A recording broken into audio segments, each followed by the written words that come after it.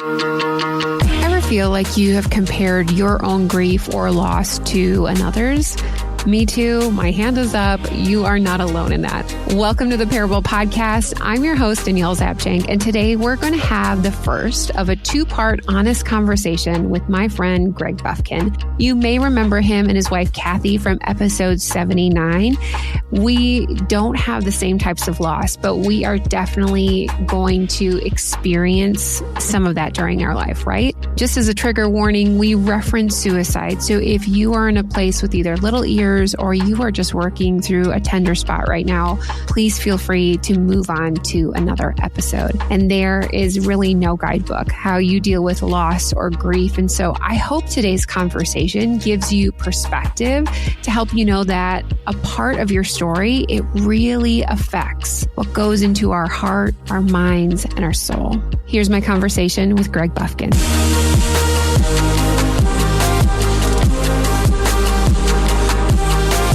Well, today we are diving into a conversation about loss and grief and kind of with a more internal perspective. This is going to be part one of two.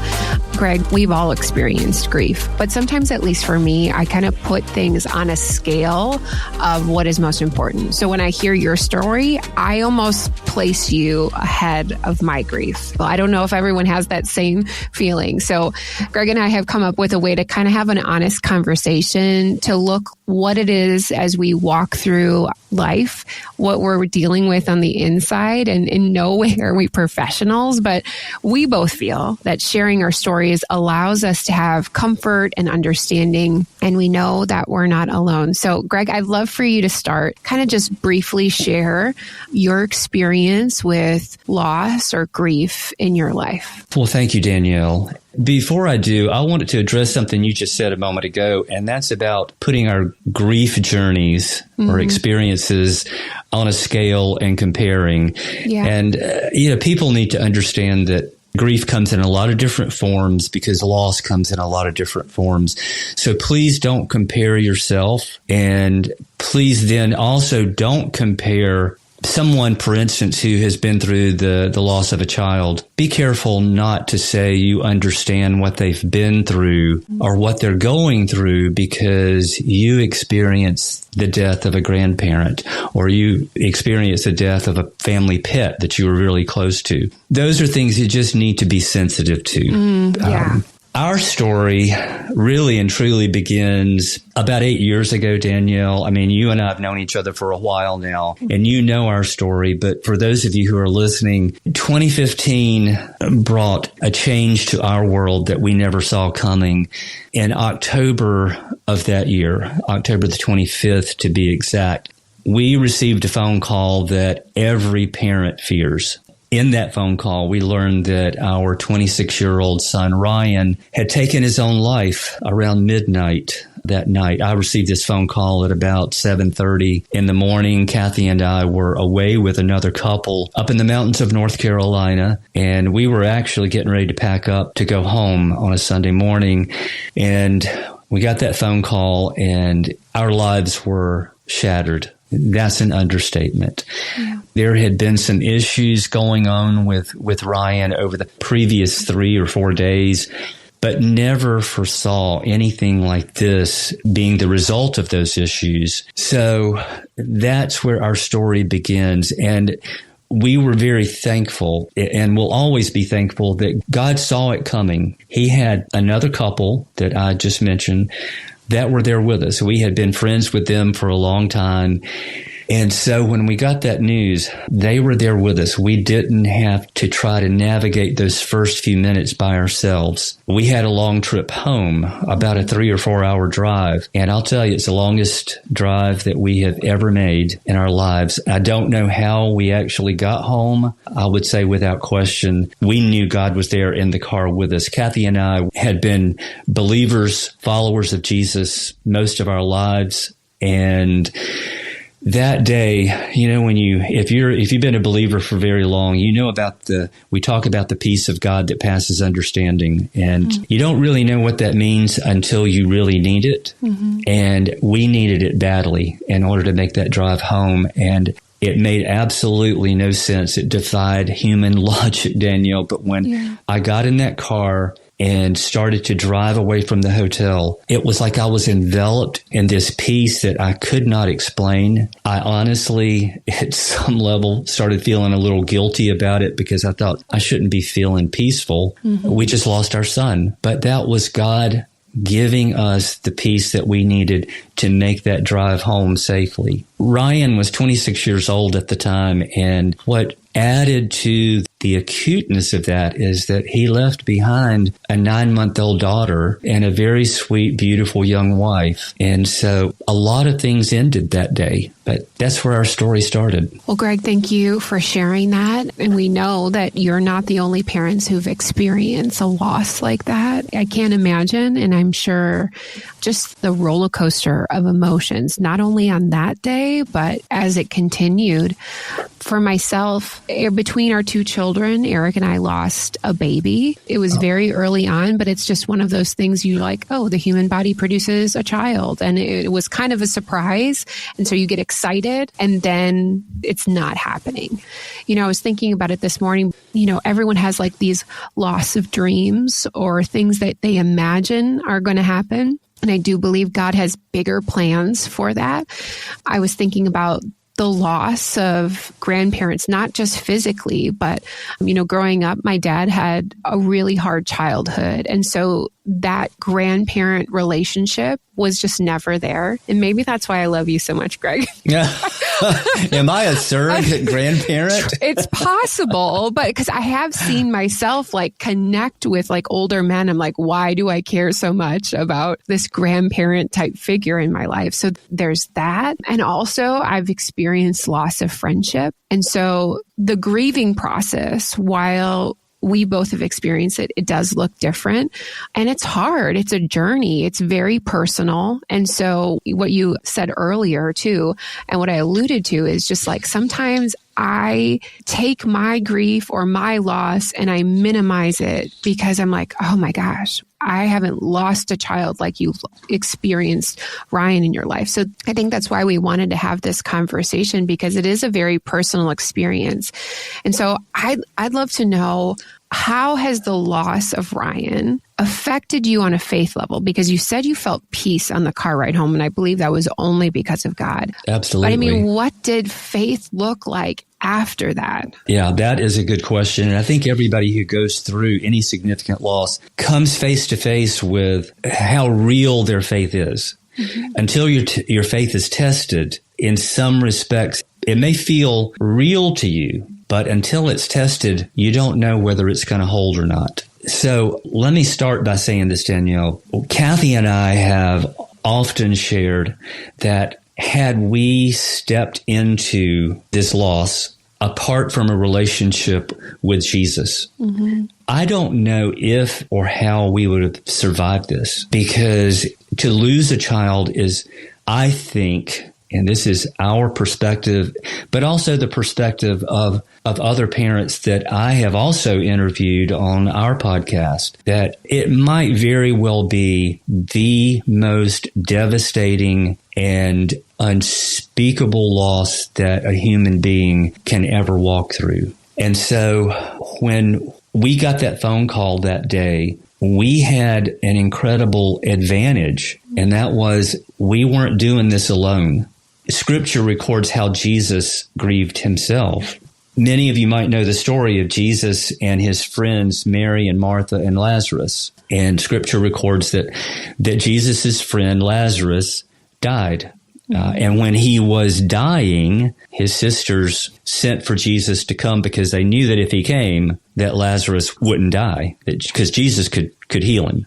Well, Jesus, according to Scripture, intentionally stayed back for about 4 days. And then when he shows up, everybody, Lazarus has died in the interim. Everybody is mourning and grieving. And of course, they had professional mourners in those days. So it was not a pretty scene, I imagine. A lot of weeping and wailing and all of that. And one of the sisters runs out to him and said, if you had been here, this wouldn't have happened.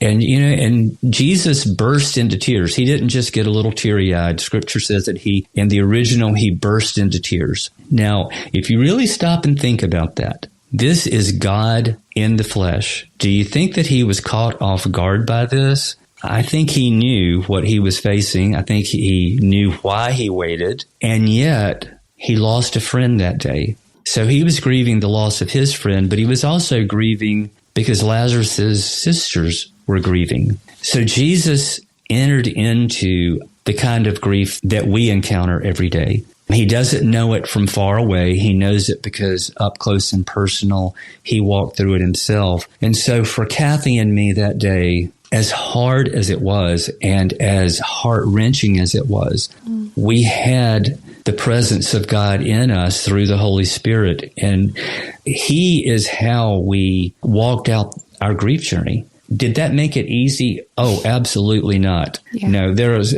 easy and grieving don't go in the same sentence, whether you're a believer or not. But that is how we have walked out that grief journey. It felt impossible in those first few hours and weeks and even a few months. But that's how. Well, thanks for being honest, because I think sometimes when people think of the Christian faith or just like starting a relationship with Jesus, like it's going to be on the up and up. But I just remind people, like, Jesus went to the cross. He suffered. He didn't say that we are going to just experience a bed of roses for the rest of our life. And also, we just live in a world of sin. We live in a world where things are challenging. And so what you said in the beginning of if we didn't have God to hold on to in that moment, I would just feel like a shattering of like an emptiness, really, of what do I do next? Yeah. And interestingly enough, in reference back to what you just said a minute ago, Jesus himself, he didn't say as you did, and if you follow me, man, it's going to be so cool. You'll never have any issues. You'll never experience any trouble. You just do all the right things. No, he said, in this world, you will have trouble. Mm-hmm. But take heart because I've overcome this world. But those emotions and the impact of grief are very real. And it's not just the feelings, Danielle, of feeling sad and lost at times, but there's the physical impact. There's the mental impact. There is what we talked about in COVID a lot, that mental fog, brain fog. That's a real part of grieving. And honestly, even as a believer, feeling just broken and lost at times. There were days when Cathy, my wife Cathy, the thoughts crossed her mind of taking her own life because she just wanted to go home and be with Ryan. Absolutely, yeah. So no, like you said, it's not a bed of roses, but we're not doing it alone. Yeah. Did you ever deal with feeling guilty? Nah, never. No. I mean, if I remember correctly, Ryan has struggled with mental health. So this wasn't not necessarily, yes, this season was a surprise. No one could expect this. But I always wonder when somebody, I guess with anything, you kind of wonder, like, could I have done more? Is there something I could have done? And then maybe this trajectory would have changed. Like for me, when we lost our child, I was on birth control. And so I'm like, well, was it my fault that this happened?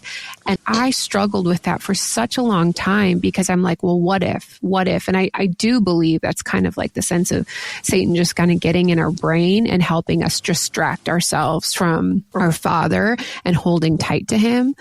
What was guilt like for you? Oh, gosh, that is such a big part of it, Danielle. I don't know what it's like for others because I guess it depends on the cause of death in some respects. You know, if someone's taken out in a car accident, if it's a result of homicide, maybe a long terminal illness. I don't know what that's like, but for us, the fact that Ryan took his own life, it produced a lot of guilt, at least initially, because we did think about all of the what ifs. What if we had had one more conversation with him about what he was struggling with? What if we had, instead of driving up to the mountains that weekend, we had instead chosen to drive in the opposite direction down to Charleston, South Carolina, and meet with him personally and try to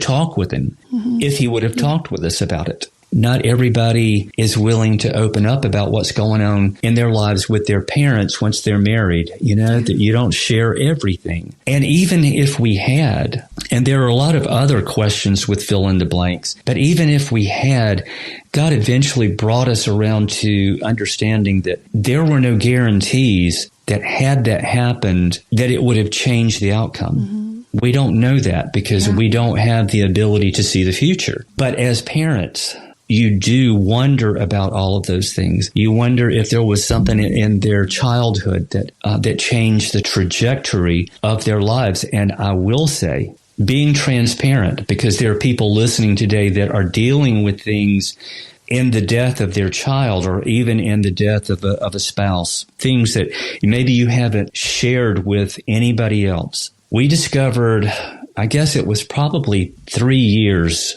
after we lost him, our daughter Whitney had a conversation with someone that Ryan had met and developed a friendship with that he shouldn't have. But what came out of that was a conversation that Whitney ended up having with her 3 years later. And through that conversation, we discovered that Ryan had been molested as a child. Oh, wow. And we don't know at what age. We don't know for how long. And Danielle, what added to that, to the gravity of that and the pain of that, was that the perpetrator was my own father.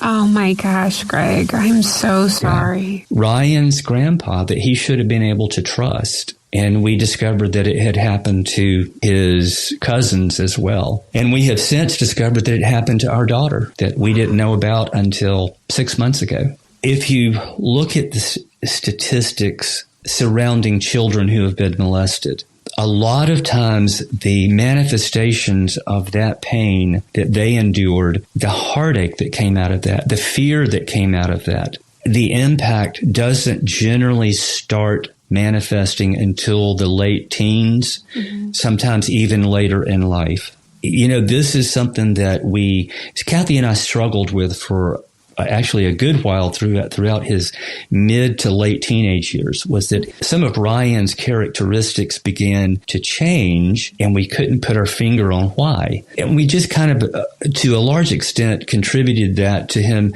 just being a typical teenager and going through, just that rebelliousness that we often attribute to that season of life, not understanding the basis of it. And so that in itself produces a whole different level of guilt because as parents, as a dad, I'll speak as a dad, my role is to protect my children. Yeah. And it's really difficult to protect them from something that you are not aware of. And then you feel guilty because of, how did we miss this? Yeah. How could we possibly have missed this?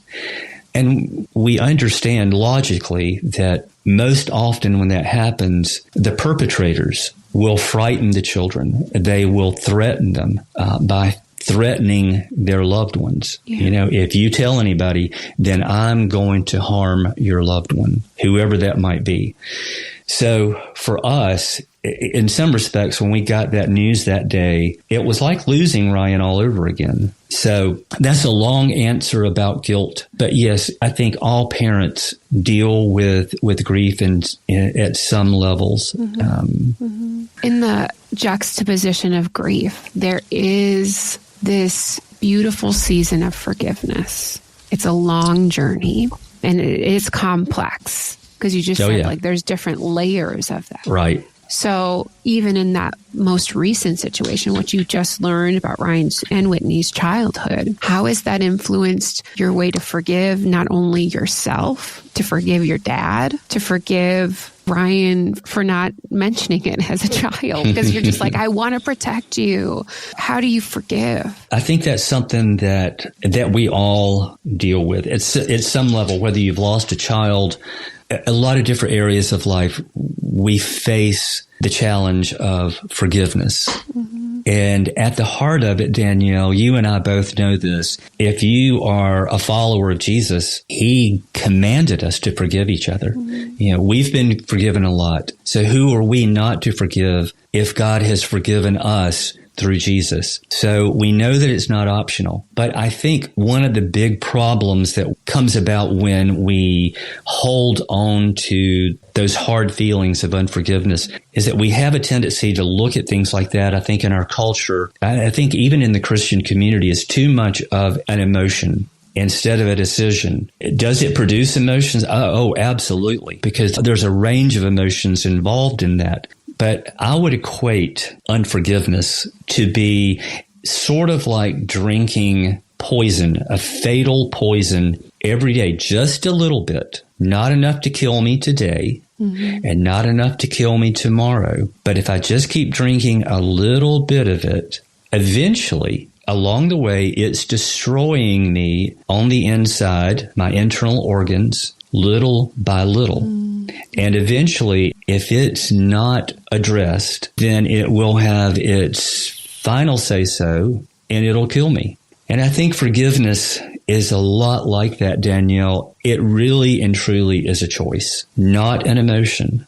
So it's not so much for the other person either. It's for me. And I realized when Whitney shared that news with us, and I'll just use that specific incident as something that was very difficult for me to forgive. I didn't want to forgive my father. I honestly did not want to forgive him. I was, a lot of people talk about being angry with God when something like this happens. I didn't really get angry with God when we lost Ryan. But when I found out what my father had done to Ryan, oh my gosh, I was so angry. I can't even describe that level of anger.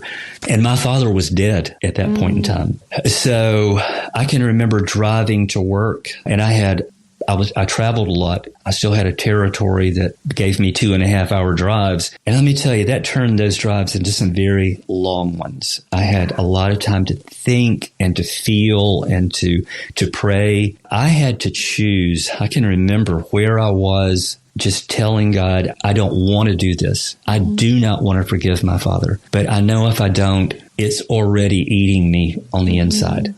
Not affecting him in the least. So I had to choose to forgive him, and not just one time. It was a process of having to choose to forgive him. And yes, we had to learn to forgive ourselves because of all those things that we talked about earlier. All of the what ifs, what if we had only. So, yeah, I think it's sometimes, for a while at least, it's a daily choice. Absolutely.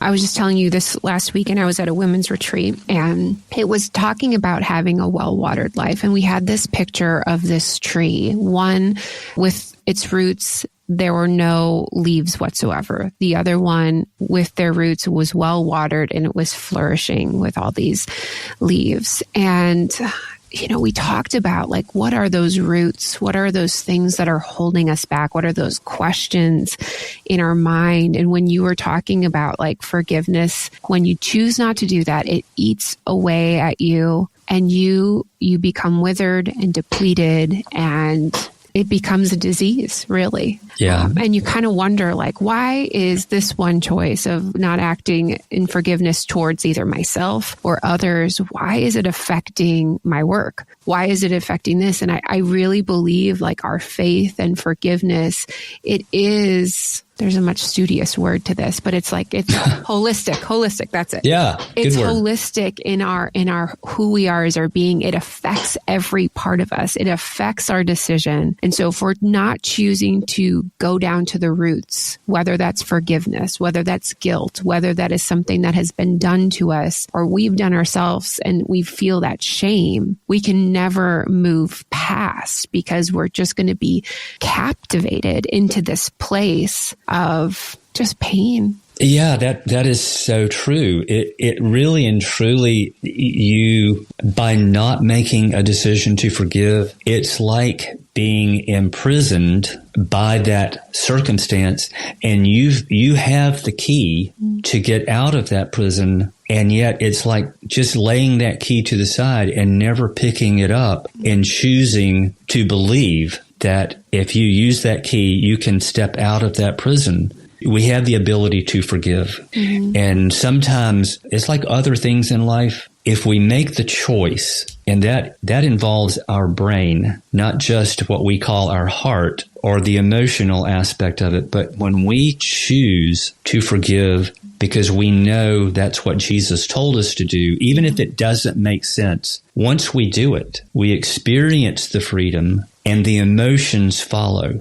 But the choice won't follow emotions because the emotions will keep us imprisoned. And it becomes what you were describing. It becomes like a cancer. Yeah. Greg, are there any specific emotions or I guess really moments that have been difficult for you? I mean, this seems obvious, like holidays, things that you felt like never had a chance to happen, because you said when Ryan passed away in 2015, he left behind his wife and his daughter. And so there's like certain moments that you think, well, as a grandfather, like here's what I'm going to get to experience. This is what I'm going to be able to see with my son down the road. Yeah. What has that been like for you, and how have you managed? How have you moved on? How have you processed through that? Yeah, that's a great question, Danielle, because again, it's something that all of us have to walk through. Let me address that in two different ways, or there's two different aspects of that. The first one is something that people on the outside really don't pick up on a lot of times, and that is the fact that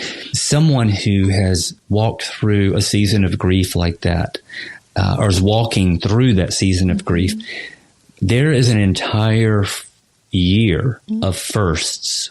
And if that's not readily apparent at first, let me just make it really simple, because it really is simple. You know, it's the first birthday without your child, the first Christmas, the first Thanksgiving, the first everything, anything that you celebrated together as a family or as a couple or with your child one-on-one. You know, it's just those things that you enjoyed doing together. There's going to be an entire year of experiencing that the very first time without your child. Those times are very acutely painful.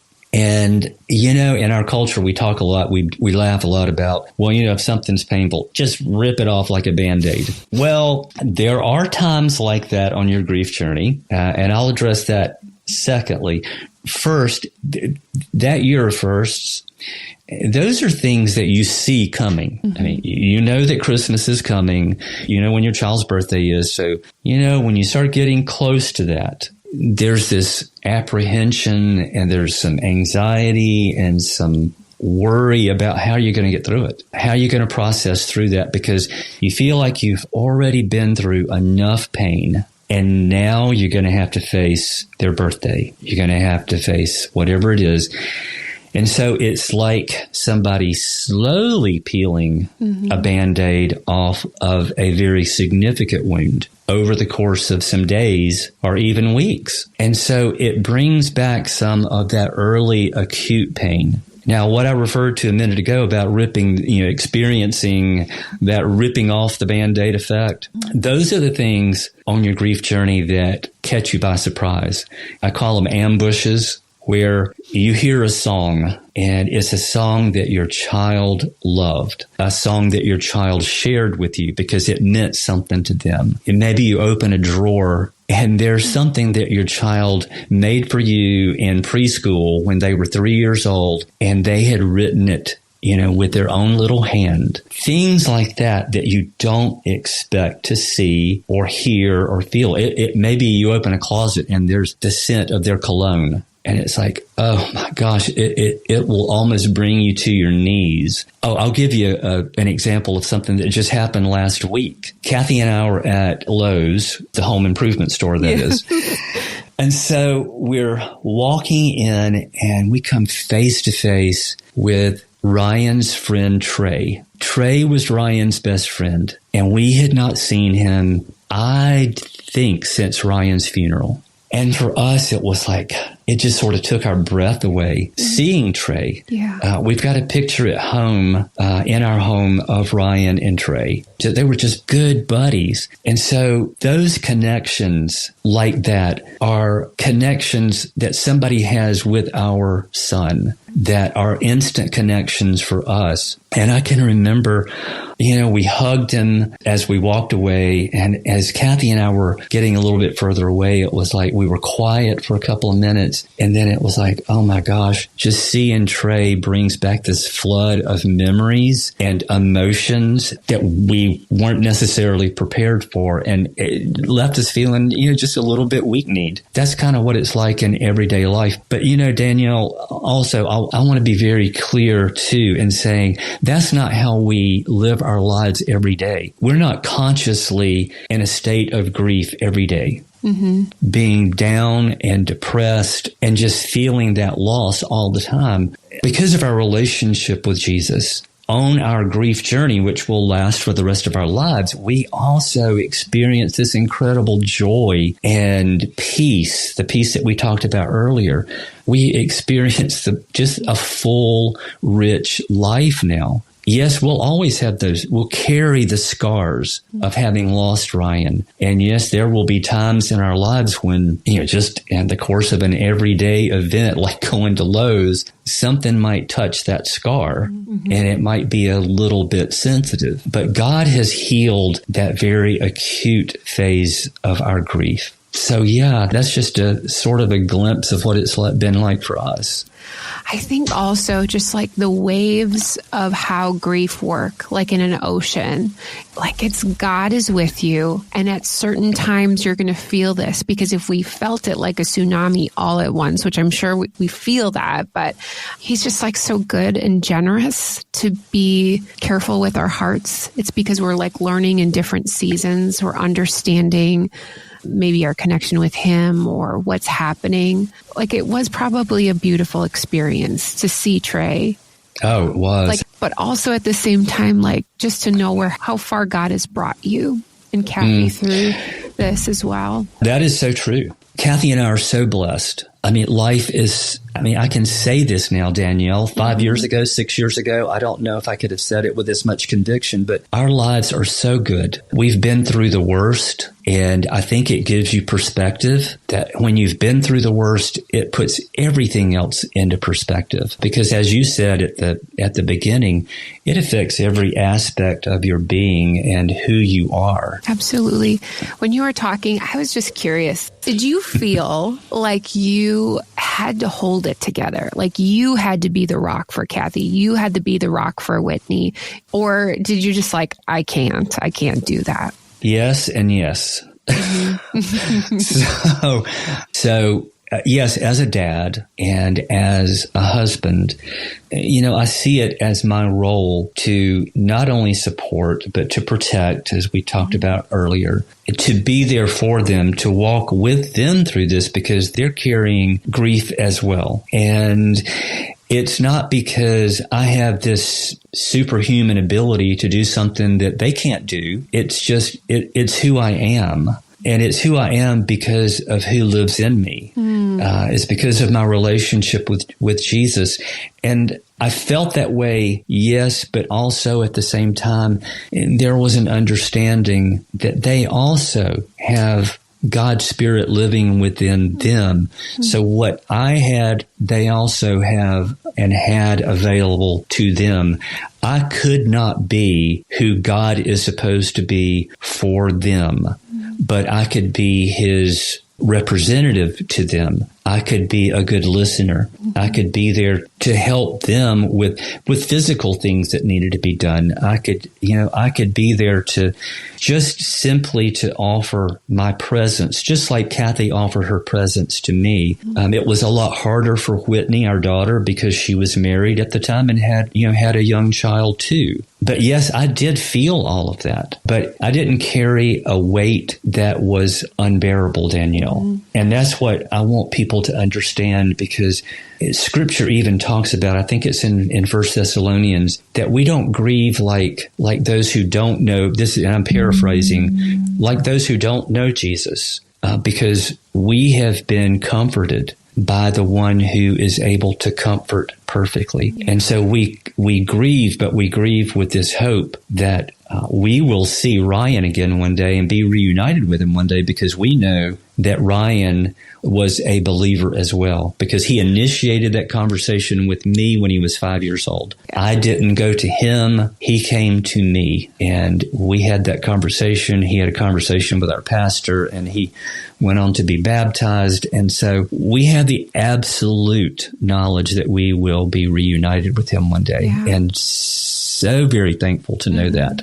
That is the beautiful part of our relationship with God, that through him, through Jesus dying, that we have an abundant hope that is for the future. I know that we will also see the child that we lost, that we never got to meet, that I think it's a he, that he's going to be waiting for us once we get to heaven. Yes. Yeah. Yeah. I believe the same for you and Cathy. And just to know that hope is so life-giving in a world that, it can diminish so easily. To have that a part of our lives, that is such a gift. Absolutely. I don't know how we would have made it had we not had that absolute certainty. But yeah, thank you for being so sensitive to that. I'm very sensitive. And I think about that for myself. I think about that for other people. I'm sure for both of us, doing these podcasts and sharing people's story, it helps us better empathize and understand all these different perspectives and what people have walked through, and to not minimize our own pain or loss or grief. Maybe you have had financial troubles. Maybe you have gone through job loss, or you've lost a friend that you have loved and you're just confused. The beautiful thing is that in our faith, we can walk hand in hand. Like Psalm 23 says, as you walk through the valley of the shadow of death, you're not walking alone. He is behind you. He is guiding you on your way. And so, gosh, that is so comforting to know that he's our shepherd, he's our guide. And when we feel so weak, so lost, feeling like we're trying to hold it together, he is right there beside us each and every step of the way. Yeah, you could not have said that any better, Danielle. And I would just say to anybody who's listening right now, and you're not sure that you have that hope, it's such a simple message. I would just say, just give Jesus a try. What have you got to lose? Just give him a try. So, well, Greg, this has been a lovely conversation. I know we're going to have another one coming up on the next episode, but I can't wait. Thank you so much for sharing your heart and your thoughts today. Oh, thank you for having me, Danielle. It has been such an honor. I hope that you were encouraged by our conversation today, and it made you reflect a bit on what loss and grief has looked like for you. All the ways to connect with Greg or hear his podcast, you can simply visit DanielleZapchenk.com for details. And here are 2 reflection questions from our time with Greg. Number 1, grief is a deeply personal experience. So how do you deal with any guilt, like you didn't do enough or you could have done something differently, without it overcoming you? Number 2, forgiveness is often a very complex aspect of grief. Have there been moments when your faith has influenced your ability to forgive either yourself or your others in the aftermath? If you like this episode, next week we're going to have a conversation what it looks like to go out in the world and, yes, talk to others. In the meantime, if you want to hear a more detailed account of Greg and Cathy's story, you can check out episode number 79. Also, I appreciate my husband Eric for his editing abilities in making our conversation shine. That's going to do it for today. I'm grateful that you took the time to spend it with me. Remember, your parable showcases how God is with you, even when you experience pain, when you feel shame, or you feel guilt. He is there. We'll see you back again next week on the Parable Podcast.